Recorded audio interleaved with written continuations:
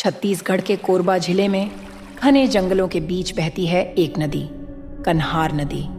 ऊपर से देखने पर शांत लगती है, नीला पानी, हरियाली, पर उसके नीचे छिपा है एक रहस्य जिसे लोग लोहा खाने वाली नदियन कहते हैं, क्योंकि जो भी धातु उसमें गिरती है कुछ ही दिनों में गायब हो जाती है। लोहे के औजार, साइकिलें, यहाँ तक कि कभी कभी सरकारी पुल के हिस्से भी, वो धीरे धीरे गल जाते हैं जैसे पानी उन्हें निगल रहा हो। पर यह सिर्फ विज्ञान की बात नहीं है, ये एक कहानी है आत्मा की। कहते हैं सदियों पहले इस नदी के किनारे एक लोहार बस्ती थी।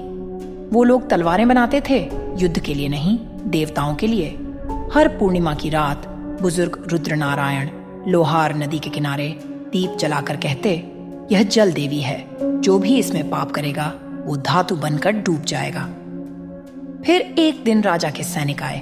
उन्होंने गांव से सारा लोहा छीन लिया और उसी नदी पर एक पुल बनवाया।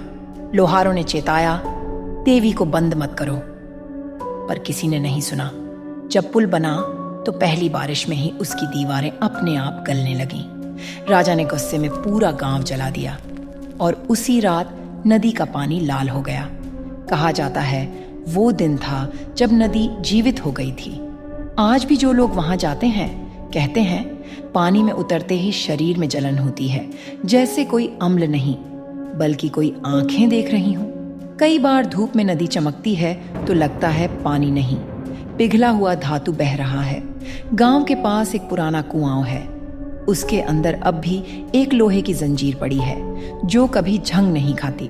कहते हैं वो रुद्रनारायण की आत्मा को बांधने के लिए डाली गई थी, और जब भी कोई उस जंजीर को छूता है तो उसके हाथों पर धातु जैसी परत जम जाती है जो कुछ घंटों बाद गायब हो जाती है।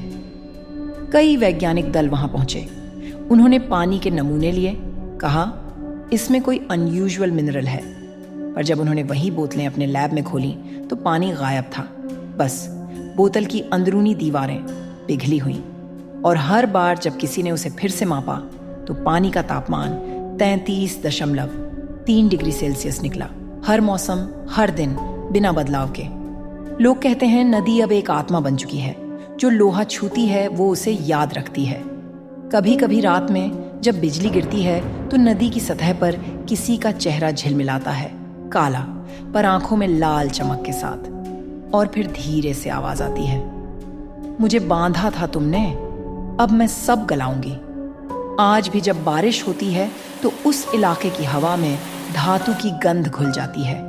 लोग दरवाजों की कुंडियां कसकर बंद करते हैं, क्योंकि कहा जाता है अगर पानी की बूंद घर में गिरे तो अगली सुबह लोहे के औजार अपने आप झुक जाते हैं।